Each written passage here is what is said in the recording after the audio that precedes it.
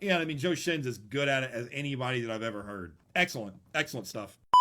I am a voice teacher. I teach singing. I'm an analyst. I'm reacting to this for the first time, but I do a lot more instructing than I do just like, making faces and things. I want to teach you something. So I hope you enjoy this. And here we go. This is the condor and the orchid flower.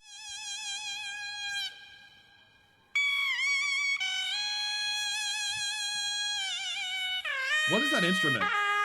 Somebody, guys, tell me in the comments, what is that instrument?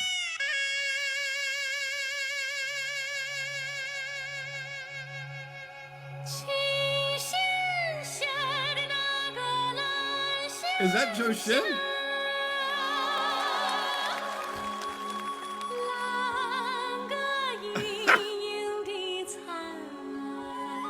I mean, sorry to stop it so soon, but like, again, this is the same. I keep saying this in every Joe Shin video, every single one. He's so versatile. Every time I hear him, he's doing something different. Like, he's doing something different with his voice. That is the most distinctive thing about him as a singer, consistently, from all the technical stuff that I've evaluated. Like in the last video, which was the classical piece, China and the Lights, it was very bel canto, very classical in its approach. This is very much in the almost countertenor contemporary singing technique. Like the head voice sound here is much more metallic. It's much brighter. There's not as much pharyngeal and laryngeal space to kind of create this piercing, kind of edgy sort of sound to his voice. But this is just another dimension of his sound. I've heard every single thing I've heard him sing has been so different. Like, how is he such a versatile singer?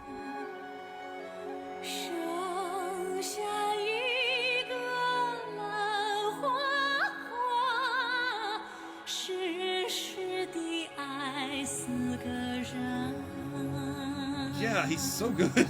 He's so good. Like,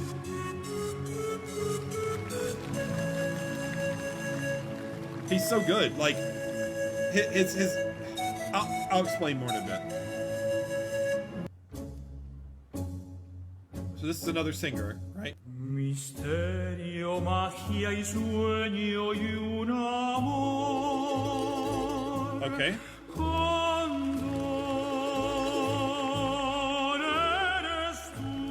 Nice. Okay, I'm not sure who this singer is. You guys can probably, I'm sure you can tell me. It's Diego something, it looks like, based on the description. So this is very much a classical tenor. I don't know if this is a bel canto sound because of the language and kind of the context, but you can hear his sound is very traditionally bel canto in that you hear the lowered larynx, which gives you that that rounded open kind of sound. It gives it that space, that sort of the vibrato. It comes from space in the back of the mouth, in the larynx, in the pharynx. He's got very clean embouchures, lip shaping, like his mouth is narrow and it's not going out wide whenever he opens. So like you can see, that's a bad example, but yeah, even when he's singing up in the voice, the lips are very narrow, clean, clear embouchures. It makes you basically free of tension when your lips are not spread out wide. It keeps the jaw loose. If you got it like this, it kind of puts tension on the jaw, puts tension on the masseter, puts tension on the tongue, it puts tension on the cheeks. So it's harder to be as vocally productive because this part of the vocal tract is just working a lot harder. And so you want your mouth shape or your embouchure to be narrow and vertical when you sing. Great job with that, and it helps him align that vertical space in the back of the mouth, kind of opening things up. It keeps it from becoming constricted, and you get a very clear, resonant, ringy, classical bel canto sound from him.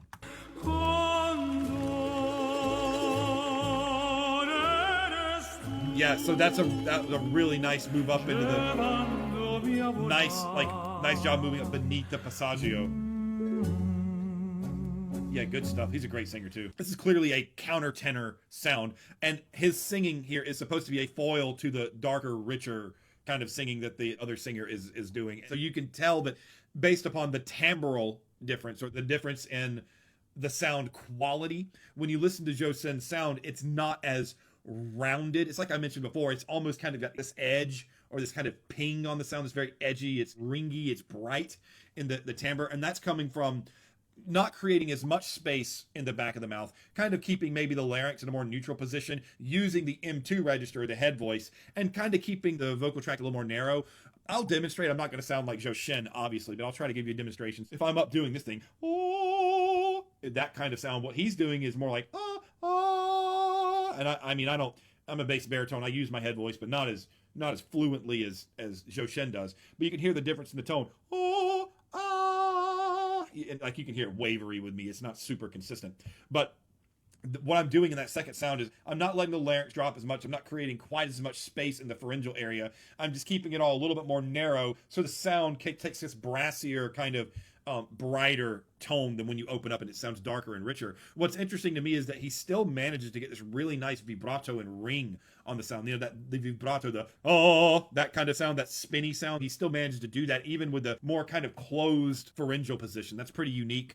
People do that in contemporary music, but typically when you have this singing style, this kind of singing method, the vibrato is accompanied with this really open sound. That's I don't know if that's like I wouldn't call that like a good or a bad part of his singing. It's just a unique thing that he's doing here that you don't really hear quite as much. Now that's open. Yeah, that's open. Yeah, he sounds like a soprano. He's a beast.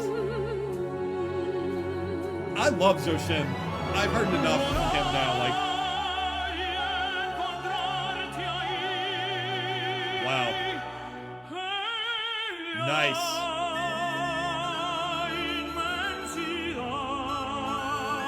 Great breath support. Nice low larynx. Okay, I know you guys like me doing the frame by frame thing. Well, look at this. You can get a really, really good view of his lowered larynx. It's kind of creating this rich resonance. Watch his larynx right here, the Adam's apple space. So you see it lower? See it lowering? And when he holds this note out, it stays low. You see it stay low here. So that low position of the larynx is what's letting him get this resonance. So listen to, watch the larynx move down. I know I'm the larynx bro, right? I'm true to my name. Watch the larynx move down as you hear him sing, and you can hear the rich resonant vibrato quality of the sound maintain itself and be consistent when that larynx lowers. Watch. Oh, I went too soon. Watch.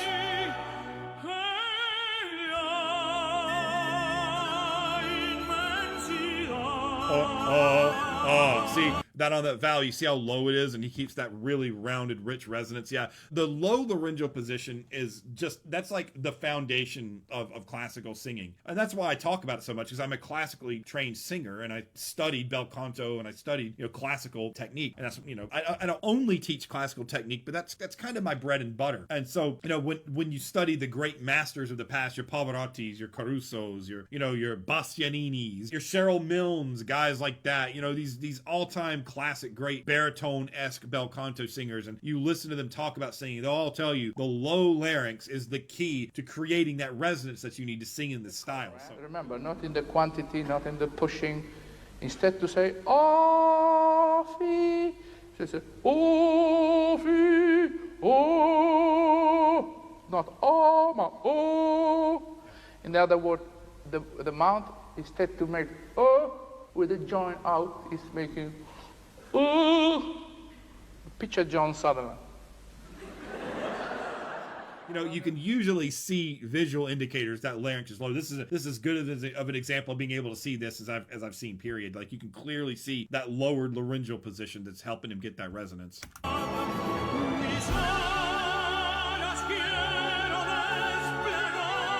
Excellent legato. Nice vocal hook.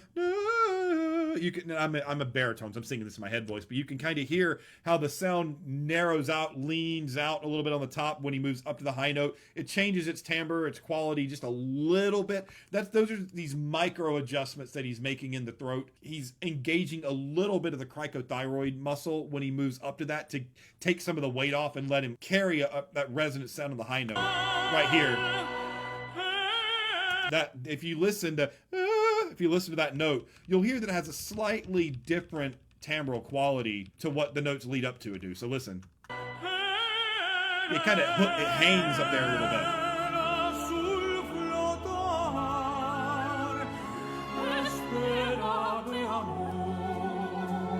Excellent. I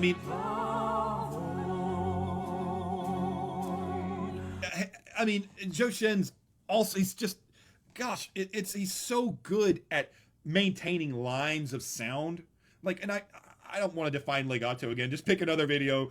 Editor, put the pop up here so I don't have to explain it again. The legato is so good. It's so rich and it's so linear, and he has so much stability under his sound. Like listen to this phrase, kind of try to tune the tenor out. I mean, they're both tenors, but try to tune the lower tenor here out, and just listen to how stable the sound is. The Zhou Shen's sound is so stable. It's not tight, it's not stiff, it's just stable. Listen, especially on the long note.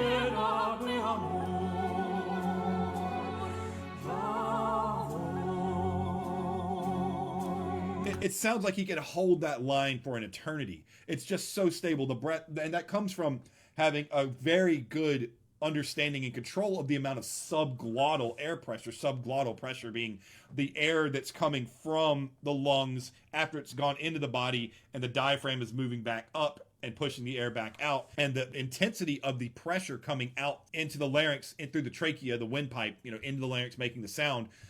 That amount of intensity of air is called subglottal pressure, the glottis being the point where the vocal folds touch. So subglottal pressure is the air pressure that comes from underneath. When you have that kind of stability in your tone, that means that you have an extremely acute and deliberate control over the amount of air pressure you're using from underneath. It takes years to train. People talk about diaphragm, using your diaphragm. That's only half of the equation. Belly breathing into your stomach. That's only half the equation. There's so much more that goes beyond just that breath. The next step is learning to regiment and control the airflow as it comes out, and measuring it and making sure that you don't use too much air so that you can sustain your phrases and so that your tone stays consistent. And I mean, Zhou Shen's as good at it as anybody that I've ever heard.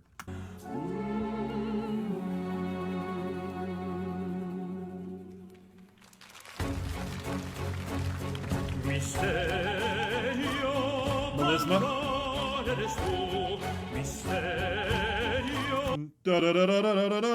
That's a little high for me. That is a melisma. So melisma is whenever, like in the contemporary sense, they'll call it riffing and running. What I've done is I'm singing multiple notes on one syllable, on one vowel. And so what it does is it gives you that fluid sound. It makes it sound like the voice is agile and moving a lot. So really nice melisma. Again, takes good control, good breath management. You have to be very accurate with your pitches. If you're not accurate on the melismas, it'll sound sloppy. Like if I did that melisma and I was too stiff, it would sound like, oh, it would sound like that, right? But if it's not clean, it'll sound like you're drunk, right? Oh, so there's a balance of making the melisma work while keeping it clean without sounding rigid. He does just a really good job of making it sound fluid.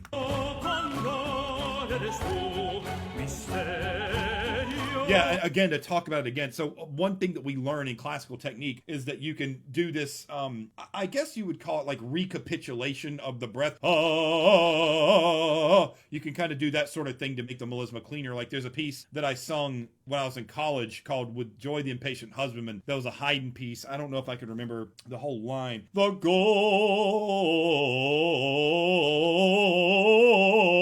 something like that. I think that's how it went. The goal. And singing that line takes that same kind of, da da da da da da da da. And every time that I sing that, a note in that line, in that melisma, there's this tiny little pulse, da da da da da da da da da, and it's not like I'm forcing it, but there's this little pulse that you have to control in the base of the larynx that keeps each note distinctive without sounding too heavy. Really, really good example of that here.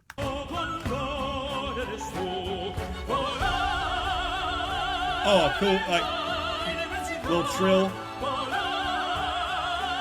Da, da, da, da, da, da, da, da. It's kind of hard to tell because they're singing in unison, but they both do what's called a trill there, where you vary between like a half step, like, oh, I'm not as good at it as they are. Trills are very difficult, but there's a really nice little kind of trill sound they make there together. Right here. Wait. That's really cool.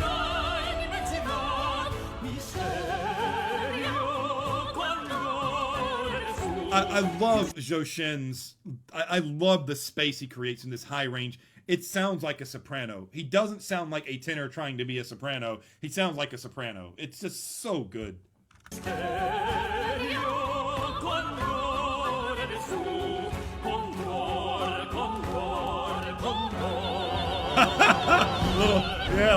little mezzo soprano like flip up there. That's nice.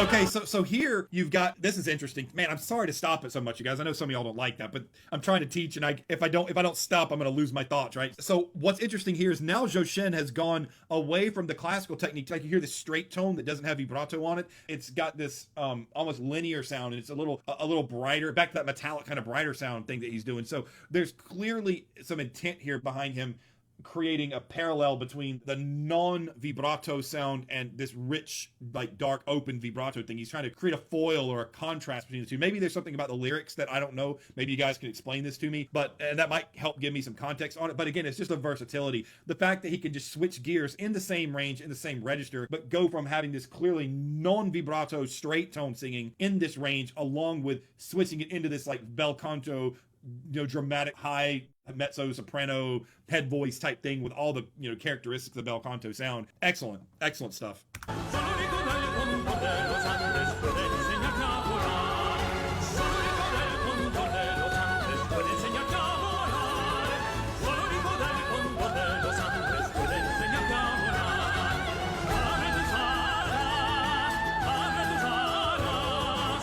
This is so cool.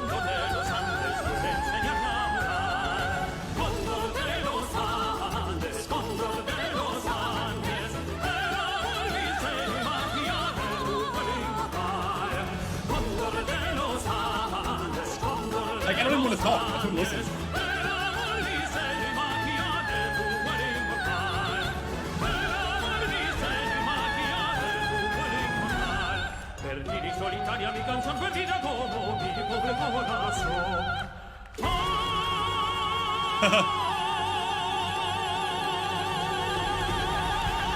Like, I mean, okay, all right, you guys have got to forgive me here. Like, that whole section was so cool that I really didn't even want to analyze it. Like, I just wanted to watch it, and that is something that is very unique. Like, if you go through all of my videos on my channel, you'll see that I talk my way through all of them and explain this stuff. But that section was so engaging and so cool to me that I sat back and watched. And sometimes music isn't about analyzing it. Sometimes it's just about enjoying the moment. I know that I found something special in music when it takes me out of my analytical mind, and I just forgot about the fact that I was even watching a video to analyze. And so, like, technically I could talk about a lot of stuff, but the end of that was so well sung by both of them. The technique was so good by both of them.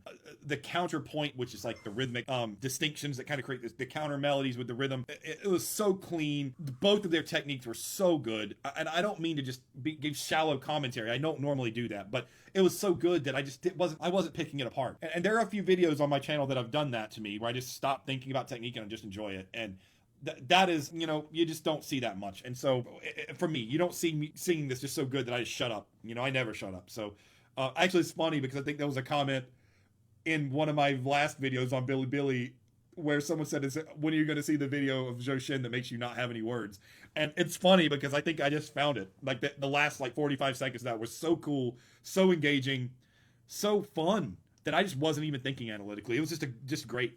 I can't even pick a favorite of Joshin so far. Every time I see something of his, I like it more and more and more and more. And they've only gotten better as it goes on. And I think this is comparable to Shining the Lights for me in terms of what I enjoy from him. Amazing musician. Amazing musician. The dude is just, I could see why so many people love him so much. He's just so great. Yeah, I love it. I could listen to this stuff all day. So keep the suggestions coming, and I will keep talking about it. I think I'm going to tackle, I don't know how to say it. I can't remember. Is it Dalabengba? Let me look it up. Dalabengba? I think that's what it's called. I'm going to tackle that one next because that's been so frequently requested. And I'm excited. Like, I can't wait. I kind of just want to hit stop and record the next one now, but I will. I'll get to it. I'm so excited. So thank you, Joshin fans, for helping me find music. You have a fan in me. I consider me one of the Joshin crew, whatever you guys call yourselves. I'm one of you now because I love this stuff. It's really great. Thank you all so much for watching. Yeah, sorry the tail end of it wasn't as educational. I just had to listen to that. That was just great. I just had to listen to it. So thank you all for watching, and I will see you all in the next Joshin video. It's been a pleasure, and I will see you all again soon. Bye.